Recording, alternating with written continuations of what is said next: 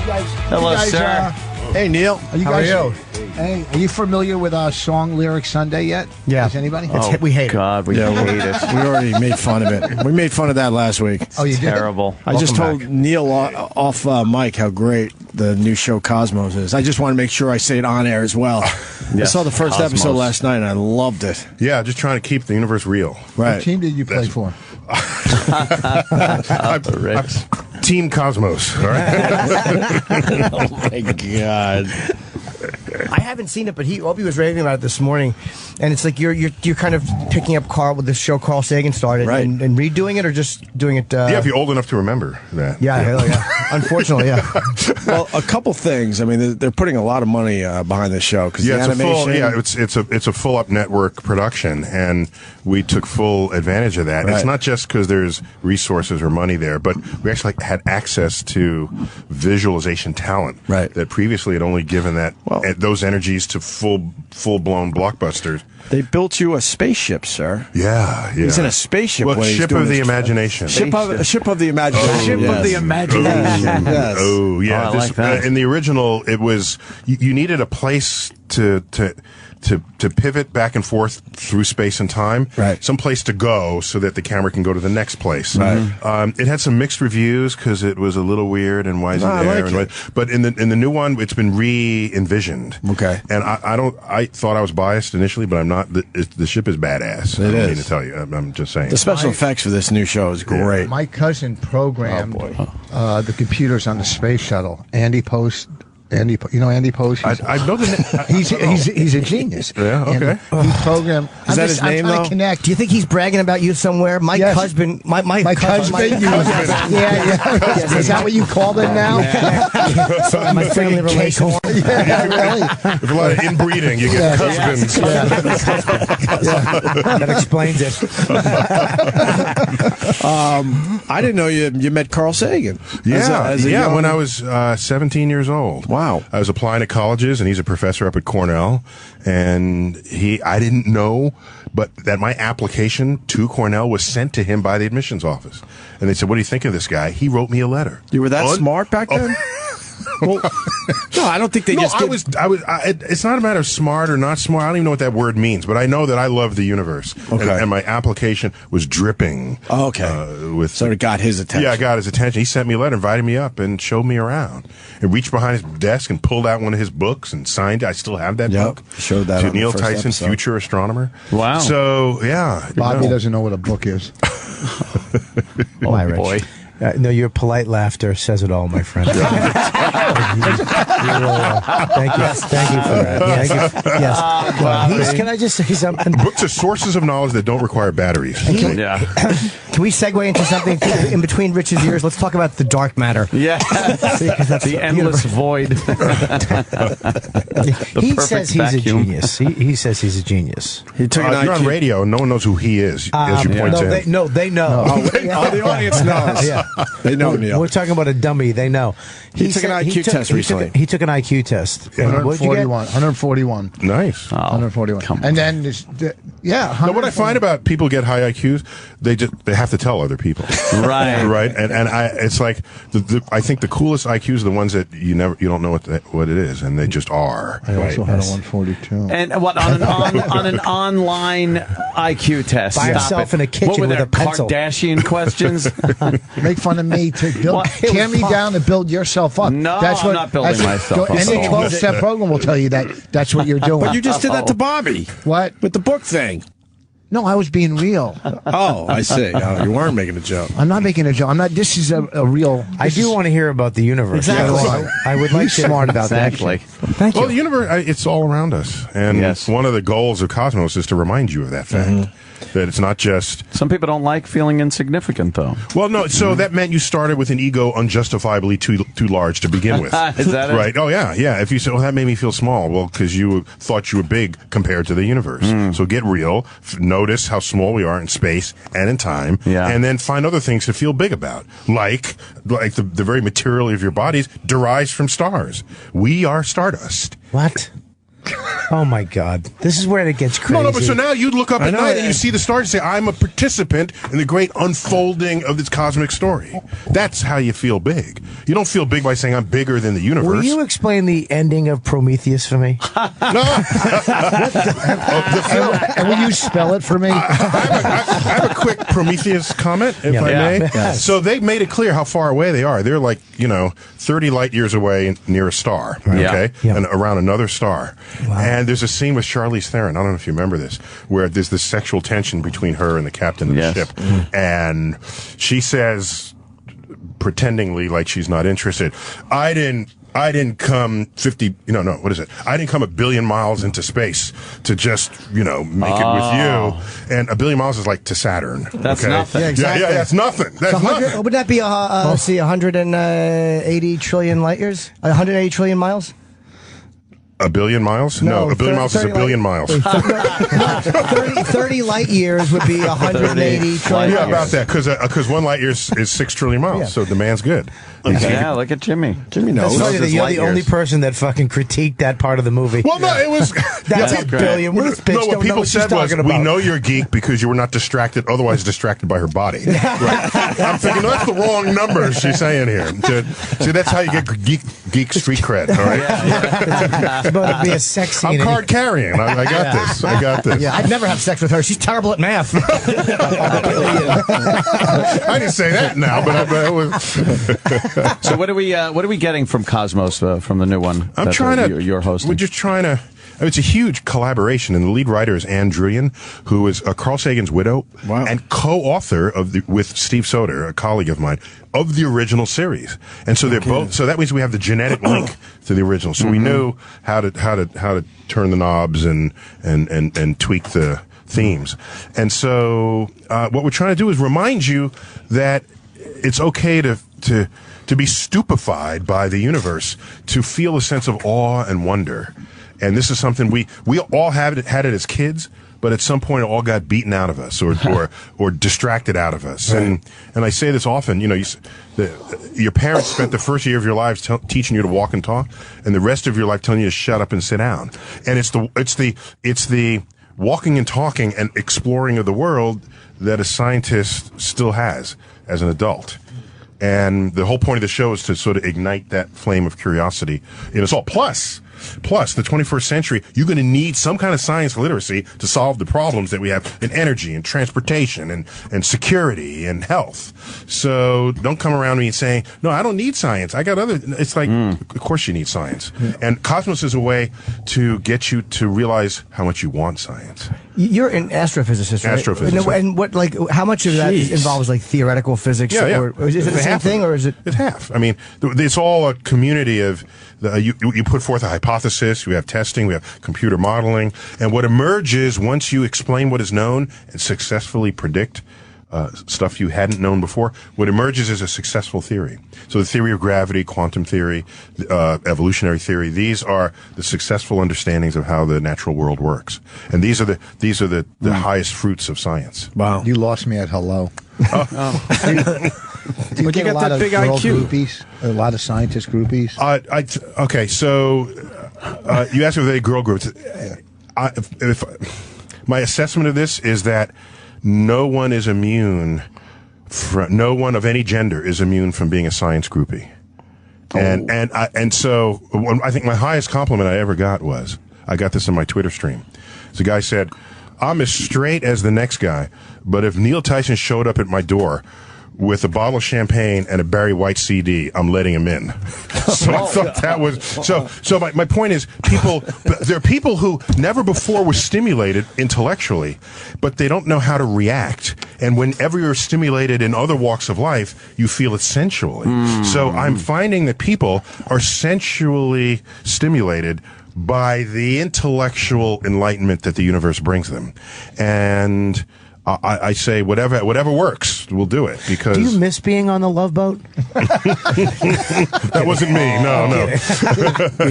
We actually just interviewed him. We had Isaac in last week. Fantastic. I remember that interview. Don't mind Bob. I thought you guys would laugh a little more. You guys are all uptight because he knows how to make a laser. We get very few bona fide geniuses in Yeah, here. we love talking to guys we like know Neil. that. What are some of the subjects you're going to tackle with Cosmos? So the first episode, as you may remember, because you saw a preview of it, we had to sort of lay the foundation. So I like the big calendar. The calendar. You got to walk on one of those big calendars. A calendar the size of a football field. Yes. And it's a year-at-a-glance calendar, so it's got all 12 months there. And you lay the history of the universe onto that calendar. So now you get to say things like, well, when was the Big Bang?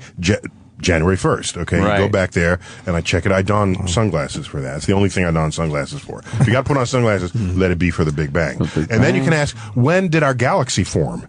The Milky Way. That was March 15th. And then you say, on that calendar. Then you say, well, when did our solar system form? We didn't form when our galaxy formed. We are after subsequent generations of stars have forged these heavy elements that make the physical chemistry that's in our bodies. We needed to wait that time to have these ingredients enough to make planets and life and people. So that happened August 31st. Wow. And you keep going. And then each day is about 40 million years. So you can ask, when did the dinosaurs go extinct? You go to the museums and you see the bones. You say, boy, that was forever ago. On a cosmic calendar, it was a day and a half ago. There's still one left. Okay? It was a day and a half ago. A day and a half ago. It was like midday, December 30th. That's right. And so it puts it all. Now you ask, well, when were we? Right. Okay. So all of recorded human history takes place in the last 15 seconds of the cosmic calendar. Last 15 seconds? Yes. Based on one year being the entire history since the Big Bang. Correct. We are merely 15 seconds. The entire record of any knowledge of who was a human being. So when people started taking notes, who were the kings, queens, dynasties, and all the like, that was in the last, to be precise, 14 seconds. Can I see this all through my telescope I got with Marlboro Miles? You got a telescope. Yes. Actually, it's a special edition Cosmos telescope, by the way. Oh, really? Yeah, special edition. So by Celestron. Could you talk? It was in the first episode about the planets that are in pitch darkness. Oh yeah, so we learned that's one thing I learned for the first time. Like what? Yeah. The rogue planets. Yeah, vagabond planets wandering the solar system. Like what's that ship that the ghost ships in the night. I actually tried. Pardon me. I tried to actually give him a real scientific answer. You should just put your elbow into my teeth. No. He said, "What was that?" I'm like, "Oh, the Voyager, scientist genius." No, we got Voyager in there too. The farthest piece of hardware ever sent. Yeah. And on the side of it is a wreck. I'll get back to the rogue planets in a minute, but since you brought up Voyager, Voyager was launched in the 70s and it did a tour of the planets, doing sort of a multi-planet like pool cue shot, where you do a slingshot around one planet, gives you some extra energy, aim it in the right direction upon doing so, and if you plan this out right, you can visit multiple planets with the same amount of energy, with the same. How do they figure that out? Launch energy. Yeah, no, it's great. It's crazy. It's like Newton's laws of physics. Have you ever been in space? Never. Do you want to? Only if you're going to send me somewhere. I don't. Don't just send me in orbit, boldly going where hundreds have gone before. and wait, and you know the dude Felix Baumgarten. Yeah. Don't get me started. Edge of space jump. Now it's cool. Don't get me wrong. Let the man be the edge of space jump. But let me explain what he did. All right. If you shrink Earth to the size of a schoolroom globe, so you get a sense of how high up he was, ask how high above a schoolroom globe did he jump?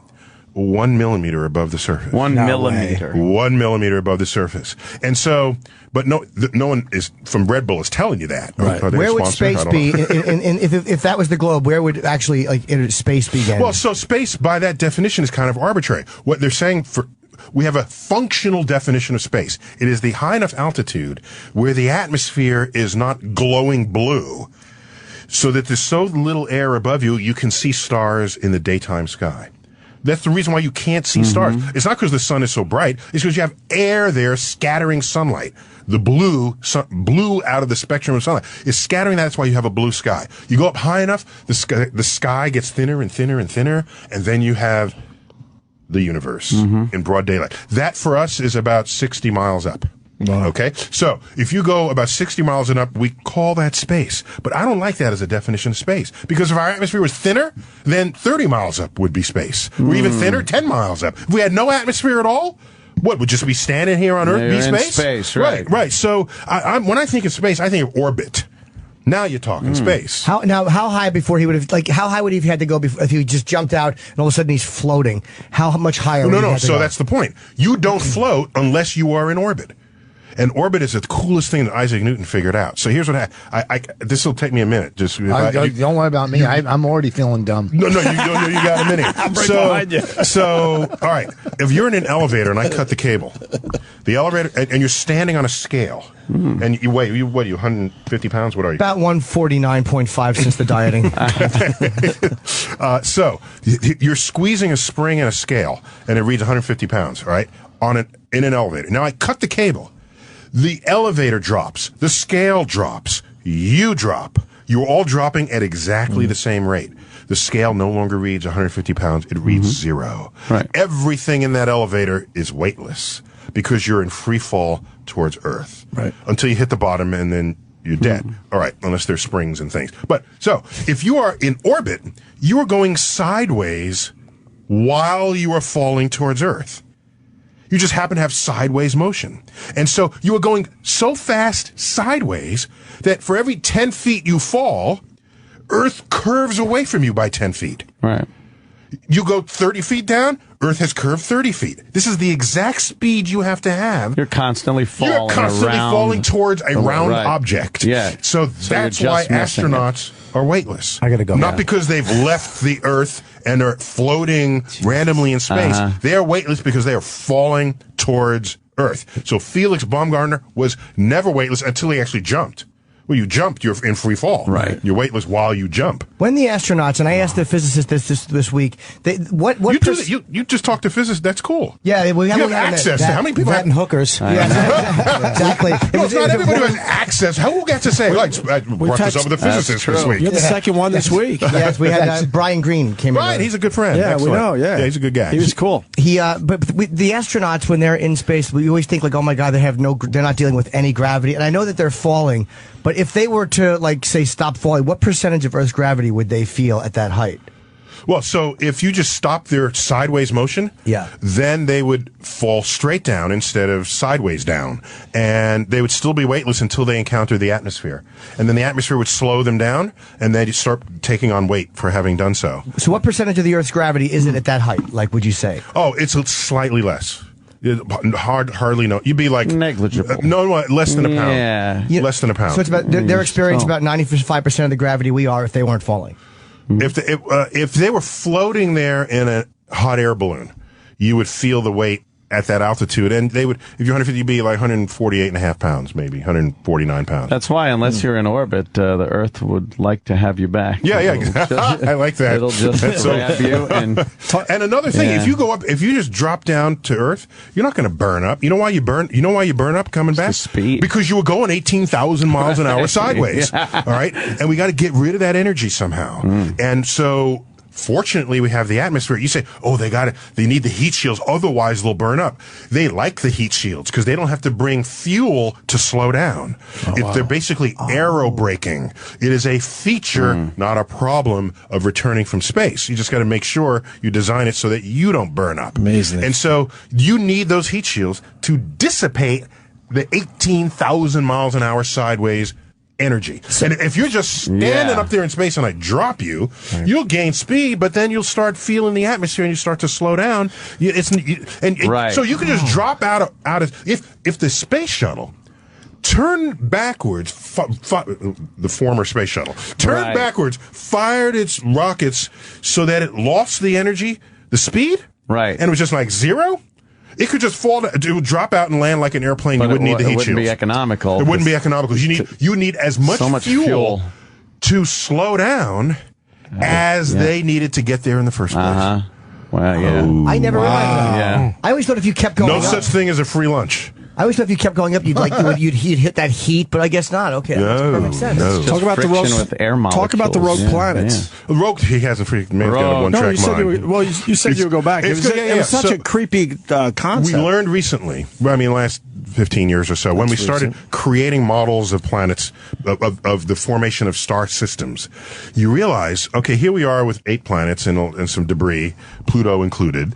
All right, get over it here. Okay, That's messed up. yes, I know. For some people, it's messed up. If you take in the whole picture, it's actually pretty cool. Yeah. So Pluto is the biggest member of a new swath of real estate known as the Kuiper Belt of icy bodies in the outer solar system. So Pluto's happier there. I'm pretty sure. So if you do this, you say, well, we have these many planets, and did we form that way?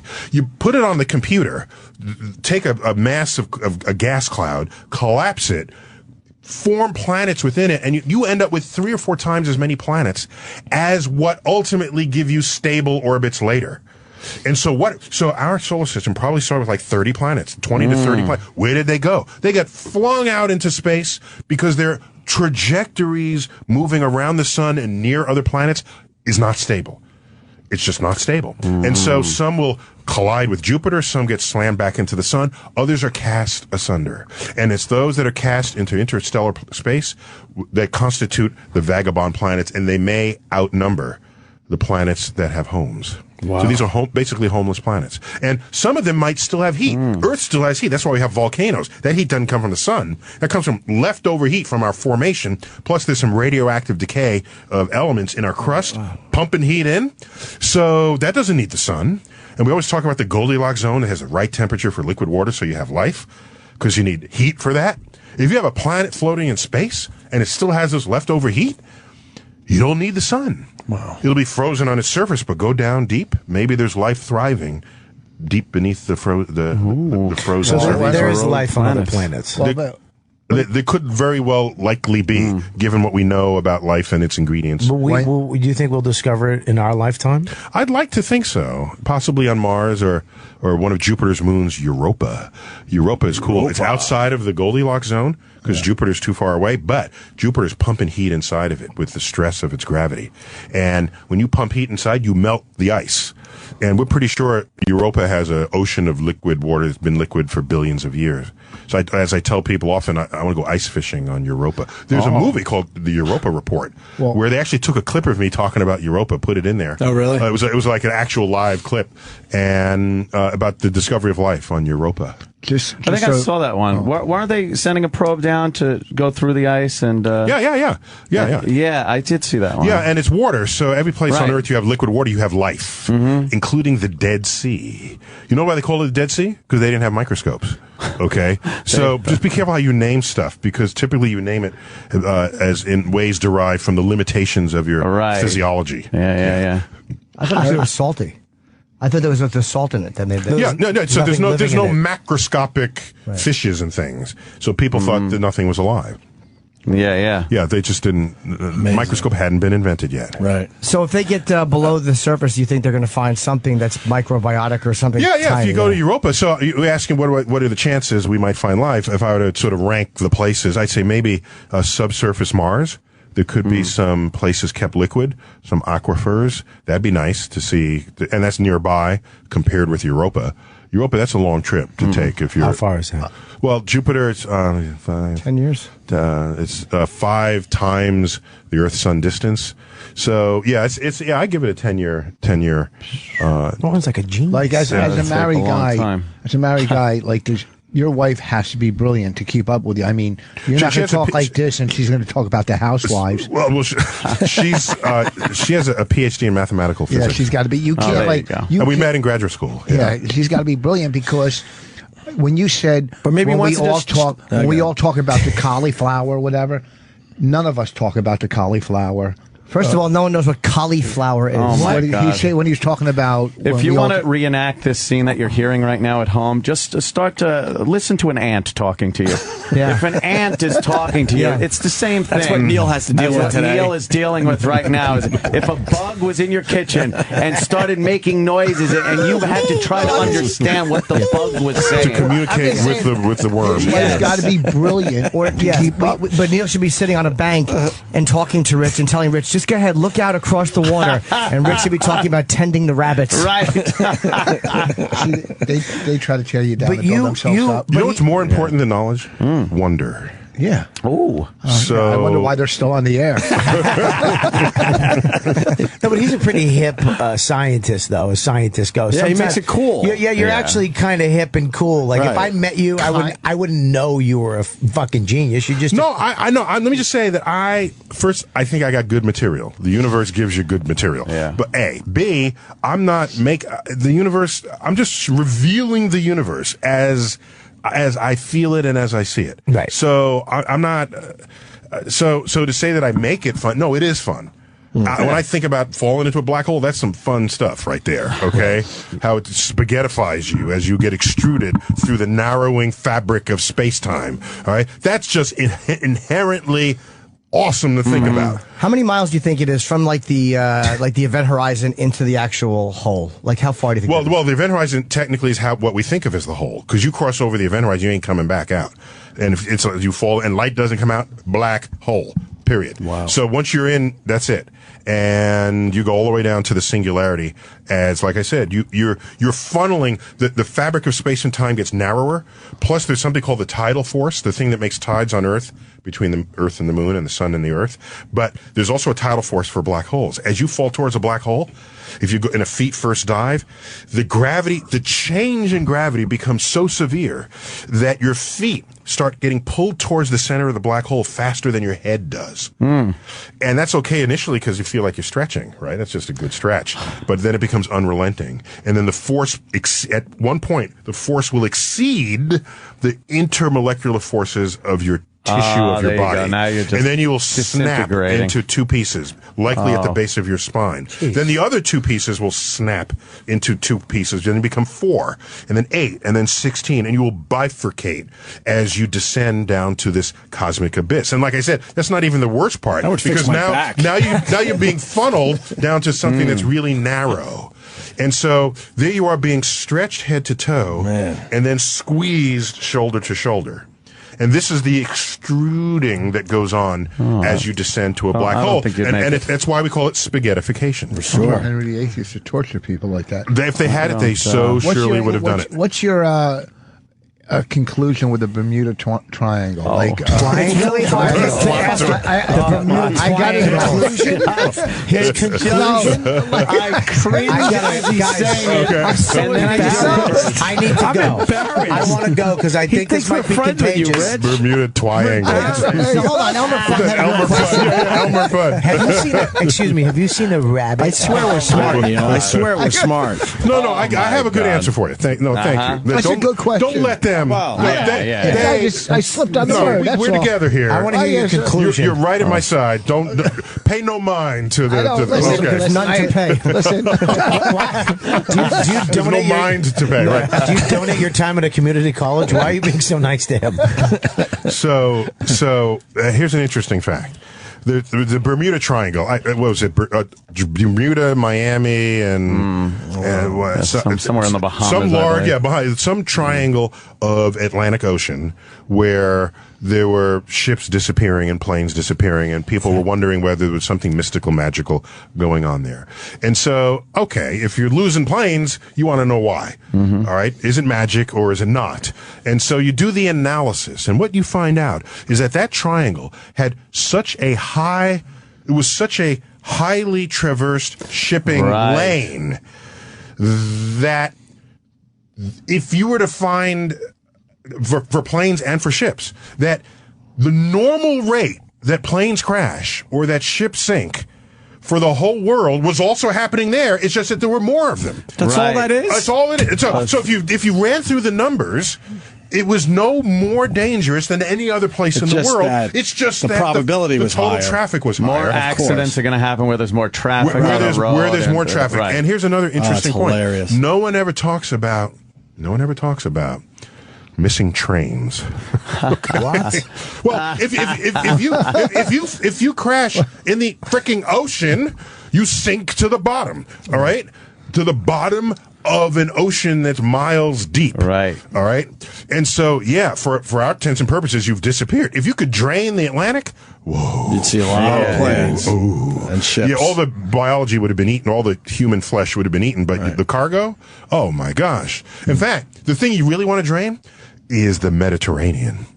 Because suckers have been sailing that thing since, for thousands of years. Probably quite a bit of wealth down there. Yeah, exactly. From Caesar's time and all the rest of that. Yeah. So the salad guy. What do you mean missing trains? No. So because at Penn Station. No. So you can miss.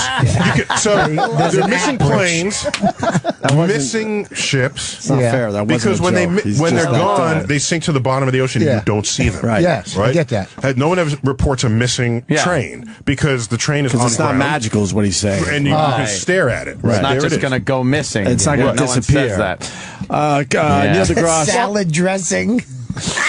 Neil deGrasse Tyson in studio. Cosmos is on. What channel is it on? I just got a copy of this. So can I tell you?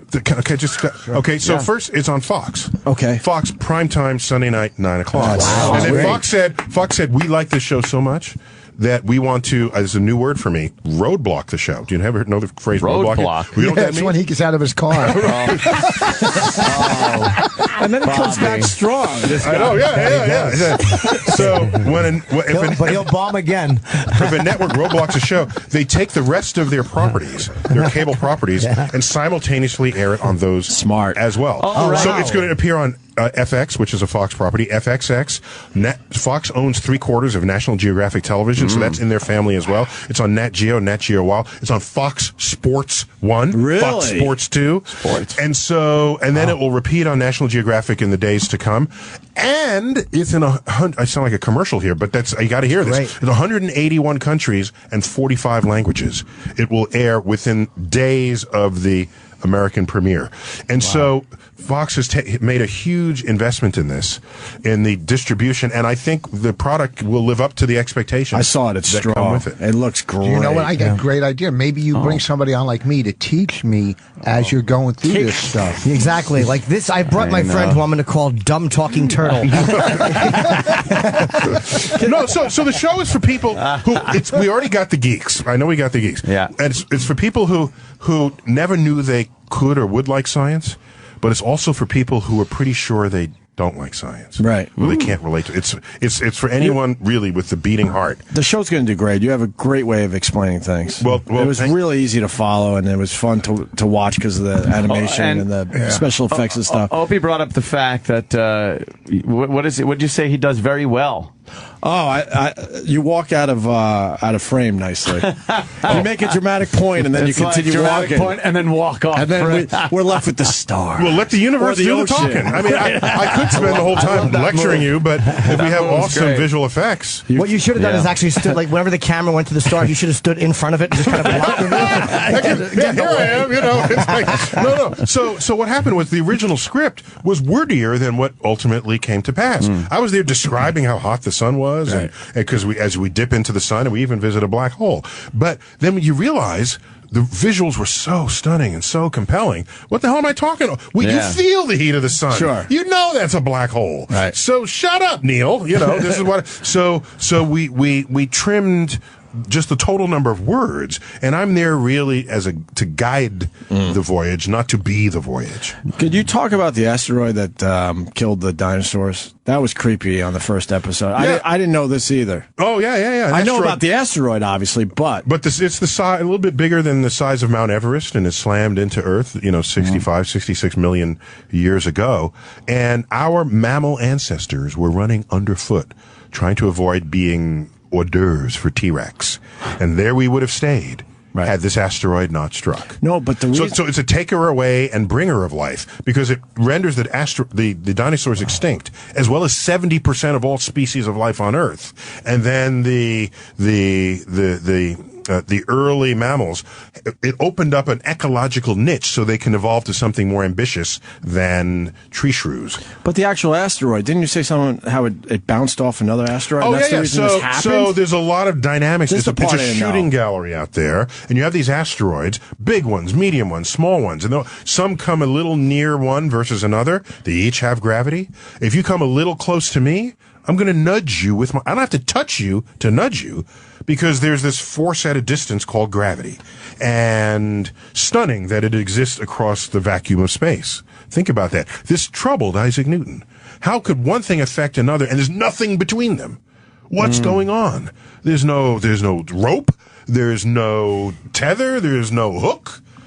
So it was a huge mystery to him until Einstein basically figured this out and said that gravity is not really a force. It is the curvature of the fabric of space and time. If you know NASCAR, people say, NASCAR drivers always turn left, right? They don't know how to turn right because that's the direction of the track. However, the tracks are banked. So that if you drive on a NASCAR track and you drive at the speed for which the bank is angled, you never have to turn the wheel. Right. Wow. You just stay driving forward and the track turns you all by itself. So too is the curvature in the fabric of space and time. It will curve you even though you think you're going in a straight line. The car thinks it's going in a straight line because you didn't turn the steering wheel. So the only time they turn the steering wheel is to maneuver among the cars. If they're going the right speed, they're not actually turning left to complete the circle. So you have a planet with mass that affects space. Yeah, the fabric of space. The fabric of space. So in essence, the force of gravity isn't really a force. You're almost going down a hill. You're surfing a hill. To a slope. The mass. Brilliant. He's got it. He's got it. That's quite amazing. I'm glad I said that earlier. so brilliant. Thank you for clarifying. You said it in fewer words than I did. Sure. So what happens is you have an asteroid minding its own business that might not have otherwise been on a collision course with Earth. And they think that's... And then another asteroid comes by it and it gets nudged. It doesn't nudge by the force of gravity into a trajectory that 65 million years ago collided with Earth. And they think this is the extreme contingency of life on Earth. And they think this is what happened. Where did it collide? Do they know where it hit? Yeah, we found the spot. And by the way, the Yucatan Peninsula. The Yucatan Peninsula, what is now Mexico. Coco Beach. Really? You know what's cool? I got to tell you this. I described this to a whole room of people. And I tried to be funny, and I said, this asteroid struck at the Yucatan Peninsula of what is now Mexico, Mexico. And I said, although that's not what the dinosaurs called it back then. I thought I was being cute, right? Boy. And someone in the front row said, no, they called it Mexico. Wow. He's cracking himself up. No, it was good. I thought that was good. The dinosaurs spoke Spanish and pronounced it right. Doesn't seem so right there, what they found, and by the way, this was with the help of oil drillers, people who look for anomalies in the crust of the Earth to see where there might be repositories of oil. In so doing, they found a ridge line that was 150 miles in circumference, and this ridge line, they tracked it around and it completed an entire circle. And you go down there and get it and date the rocks 65 million years ago. Wow. So we say, yes, there's the smoking gun. The crater left over from the asteroid that struck. Is there any of the original asteroid in there? Like any pieces of it, teeny pieces? No, I mean there may be, but it's in the Gulf, and so plus most of the asteroid would be vaporized upon impact with the Earth. You get maybe a few percent of the total mass that just happened to fall off, but we're talking about 65 million years ago, and it's not. And it's my point is it's pure luck we're here because that asteroid just had a little bump or whatever. Correct, and what would happen is if the asteroid didn't hit, dinosaurs would surely still be here, to this and day. we wouldn't. Oh yeah, because they were around. You want to mine? You could say the F word. No. Well, he doesn't want to, but it was fun watching him realize when he backed himself into. No, that was a moment. There's been a couple of times where I thought shit was going to come up. Motherfucker was going to come up. No, okay. You tell me whether it's worth it. You tell me whether this earns it, okay? Yeah. So, if you look at the tenure that dinosaurs enjoyed on Earth, they were around for 200 million years before the asteroid struck. Wow. And it's only been 65 million years since. Wow. So given that fact, there is no reason to presume that they wouldn't still be here. They wouldn't be here. They were just unlucky. They didn't have a space program to deflect the asteroid. So it is likely that if the asteroid did not strike, they would still be here and we wouldn't. Now, maybe would they have technology? Would they be in this booth doing a radio show? And probably have more listeners. They would say something like, aren't we lucky that asteroid didn't strike? But wait, Whereas you're saying, aren't we lucky that it did? Sure, of course. Yeah. Hey, we only have a couple minutes, but someone wants you to talk about the discovery of water. Wait, no. The alien. Okay, yeah. Can you touch on the theory that aliens are at the bottom of the ocean? Oof. Is that one of your things? I hadn't heard that one. Oh, okay. No. I wasn't sure if that was something you were. What is true is that there's surely, there are surely species of fishes thriving at the bottom of the ocean that are uncatalogued and unknown to biologists. So we know so much more about our solar system than the oceanographer knows about the bottom of the ocean. Wow. In fact, it's more dangerous to visit the bottom of the ocean than it is to visit space. The pressure difference between your vessel and space is 1 atmosphere. The pressure difference between your vessel and the bottom of the ocean is 30 atmospheres, 50. You go down, your vessel, you're ready to die. Right. Be ready to die. Going down like to the Marianas Trench off of the Philippines, the deepest part of Earth's crust. So how deep? It's 30,000 feet down. It's as far deep into our crust as Mount Everest is high. Oof. And what is Jupiter's gravity is so intense. Like, what's the difference between Jupiter's gravity and that? Okay, well, the problem is you can't just stand on Jupiter and pull out your scale and weigh yourself because it's gaseous. And plus Jupiter's large, so you're actually far away from the source of gravity how you calculate the gravity. So if you're 150 pounds, I forgot the number. You're not as heavy as you think you would have been. You might be 400 pounds or something. You're not going to be like thousands and thousands of pounds. And Jupiter and Saturn are actually very low density because they're made of mostly gas. Saturn has such low density, it's less dense than water. So, in fact, Saturn could float if you had a bathtub big enough. And when I was a kid, I said, I don't want the rubber ducky, I want a rubber Saturn so that it could float. And be accurate. An accurate depiction. Exactly. You didn't say that as a kid. I swear to you, I said that as a kid. Did you go to a regular school? Yeah, PS. All my schools had a PS in front of it. Are you from New York? Born and raised in New York City, in the Bronx. You went to PS 36 in the East Bronx for like kindergarten. You still live here? Yeah, I lived in Manhattan now. And then went to PS 81. You were like 12 years old in college, right? No. And then went to junior high school 141, and then to the Bronx High School of Science. What a great statement for the New York City school system. Yeah, well, I think so. And Bronx Science is a public school, and one of our proudest points is that Bronx Science counts 8 Nobel laureates among its graduates, and 7 Jews. My people. Big Nobel. All right, then. Neil's got to go for real. No, he's actually right. A fourth of all Nobel Prizes given in the sciences have gone to Jews. Yes. Yeah. And what about medicine? You want to go there, too? That was great. Medicine, I'm counting that in the sciences. Oh, you are? Yeah, exactly. Dummy. Yeah, human physiology and medicine is a category of the Nobel Prizes. Blows it. Yeah. I know. Just when you had him on your side, you had to ruin it with your pro-Semitism. Neil. Pro-Semitism. That's a great phrase. Neil is what I would try to caution people is the more you cite the achievements of others with whom you associate, the less you're admitting that you have less to talk about for yourself. Yep. Oh. Yeah, that's exactly what he's doing. Right. So he's basically killing parades. What you're trying to do is bask in the luminosity of others with whom you associate, and so that some of that luminosity would be shed upon you. And what I would encourage you went from scientist to doctor to therapist. So now I really feel stupid. What I would encourage people, rather than say, "Oh, these are my people or my country," I would encourage people to be the luminosity yourself. And believe me, well, they are when other people talk about. And I slightly violated because I said the Bronx Science had 8 Nobel laureates, but to make a point that's as many Nobel laureates as the country of Spain has.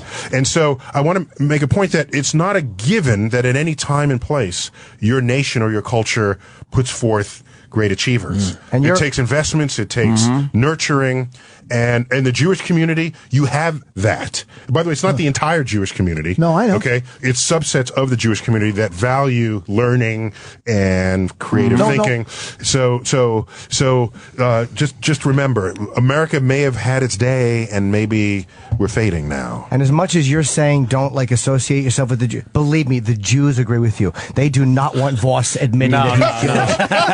Every time he talks, they're like, just shut up and convert. They're sending him like Jehovah's Witness and Catholicism pamphlets. Plus, he's fully tattooed. You're not allowed to do that. That's true. Well, first of all, they were free.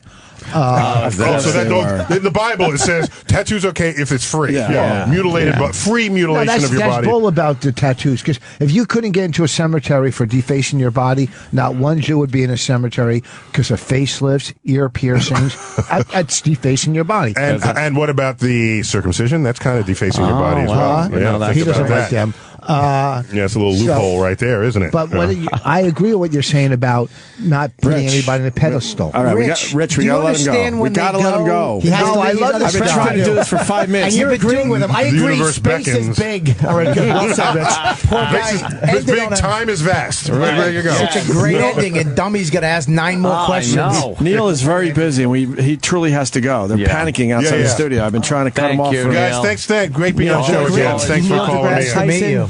Opie, let's give the plug real quick. It's 9 o'clock on Fox on Sunday and a bunch of other channels. And just go to Neil Tyson at Twitter, and he will have all the information. I want to say it again. That'll be at Neil Tyson on Twitter. Yes. I want to say it again. Put the at in front of the Neil Tyson. I saw the first episode. It was. I'm in big time. Thanks, guys. Thank you. All right. Thanks.